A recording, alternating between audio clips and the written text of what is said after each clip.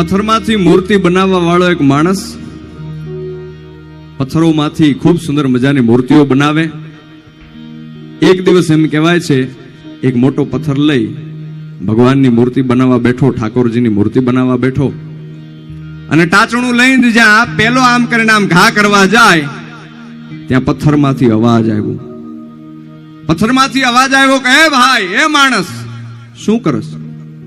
તો કે પથ્થર, હું તારામાંથી ભગવાનની મૂર્તિ બનાવું છું, ઠાકોરજીની મૂર્તિ બનાવું છું. એમ કે રહેવા દે. કેમ? અરે તારામાંથી ઠાકોરજીની મૂર્તિ બનશે, ભગવાનની મૂર્તિ બનશે તો એની પૂજા આરતી થશે, ફૂલહાર ચડાવવામાં આવશે, તારી પૂજા થશે, તને વાંધો શું છે? તો કે ના, મારે ભગવાનની મૂર્તિ નથી બનવું. તો તારે શું બનવું છે?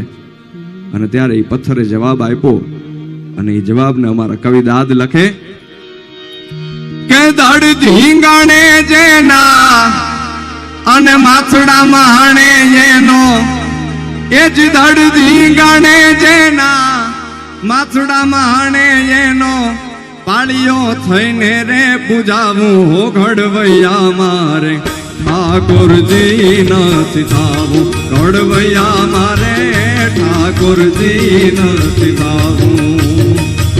એ દોડ રે ધીંગાણે જેના, દડ ધીંગાણે જેના માથડા માણે એનો, દડ ધીંગાણે જેના માથડા માણે એનો, પાળીઓ થઈને રે પૂજાવું હો ઘડવૈયા મારે, ઠાકોરજી નથી થાવું ઘડવૈયા મારે, ઠાકોરજી નથી થાવું.